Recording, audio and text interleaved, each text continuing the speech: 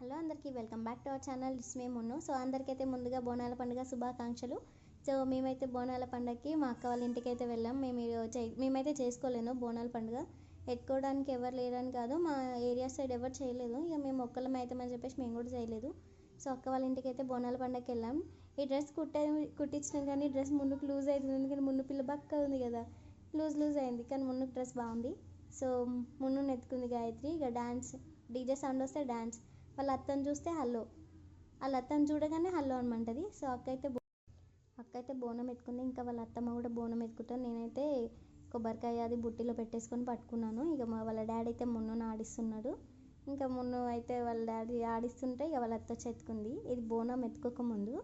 So అక్క వాళ్ళ కొడుకు, అక్క వాళ్ళ పాప. ఇక మా మున్ను అయితే వాళ్ళనే చూస్తుంది, ఏమన్నా అంటే డ్యాన్స్ చేస్తుంది. ఇప్పుడు డ్యాన్స్ ఒకటే ఏలు, డ్యాన్స్ సాంగ్ వింటే చాలు డ్యాన్స్. సో మేమైతే బోనాల పండగకి అయితే అక్క వాళ్ళ ఇంటికి వెళ్ళి ఎంజాయ్ చేసాం. ఎవరు రాలేరు. సో అక్క అయితే బోనం ఎత్తుకుంది, వాళ్ళ అత్తమ్మ అక్క ముందు ఉన్నామే.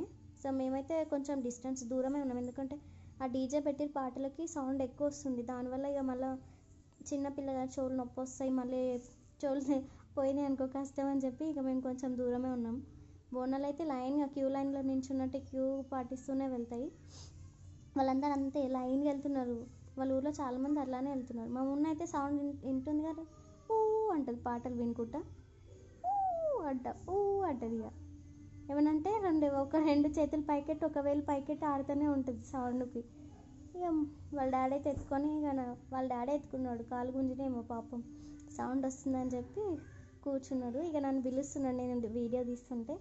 సో వీడియో అయితే నచ్చిందని నేను అనుకుంటున్నాను. వీడియోని లైక్ చేయండి, షేర్ చేయండి అండ్ కామెంట్ కూడా చేయండి. అండ్ మా ఛానల్ని సబ్స్క్రైబ్ కూడా చేసుకోండి. అండ్ వాళ్ళైతే గుడి చుట్టూ తిరుగుతూనే ఉన్నారు. అప్పటికి నా చెప్పు తెగిపోయింది. మళ్ళీ మున్నును ఎత్తుకున్నా, ఆడ రోడ్డు పైన నించున్నా. వాళ్ళ డాడీ ఇంటికి వెళ్ళి బైక్ తీసుకొస్తాను వెళ్ళిండు. ఇక గాయత్రి కొబ్బరికాయ పట్టుకుని వాళ్ళ మమ్మీకి ఇచ్చిరమ్మని చెప్పినుంటే ఇక తను వెళ్తుంది.